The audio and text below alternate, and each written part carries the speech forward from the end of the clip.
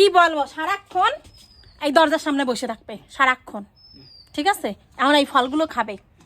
মেয়ে জামাই কোথায় বলি, তোমার মেয়ে জামাই কোথায়? যখন সুস্থ ছিল জামাইয়ের জুতো অবধি আমাদের পরিষ্কার করাইছিল, দিনের পর দিন অপমান করেছে মেয়ে জামাইয়ের জন্য, শুধুমাত্র আমার ঘর দিয়ে বের করে দিতেছে।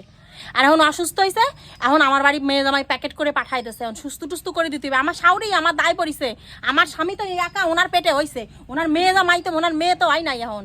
আর অন্য সময় ওনার মেয়ে কেন মনে হচ্ছে পরের সাল ওনার জামাই ওনার পেটে ধরিছে।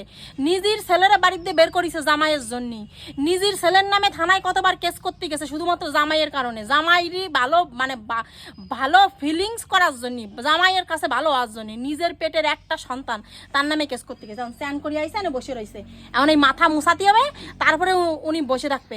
বলি কোথায় মেয়ে জামাইরে ডাকো না, মাথাটা মুছতি, এখন আর আসবে না রে মেয়ে জামাই, ঠিক আছে? আমার ঘরে এসে উঠিছে, এখন মাথা মুছাও, গু পরিষ্কার করো, এখন মুতা পরিষ্কার করো, যত গোষ্ঠীর কাজ আমার। আমি খারাপ, কমেন্টে এসে সবাই বলে আমি খারাপ। বলি এইরম জ্বালায় জ্বলিছো কোনোদিন? হ্যাঁ, এইরম জ্বালায় জ্বলিছো, হোক ওরকম কপালে বুঝতে পারবা, ঠিক আছে? আমার পেটে বাচ্চা শুদ্ধ আমার বের করে দিছিল শুধুমাত্র মেয়ে জামাইয়ের কারণে। আর এখন দেওয়া সেই আমার দ্বারা এসে সুস্থ হতে হচ্ছে, ভগবান আছে, ঠিক আছে?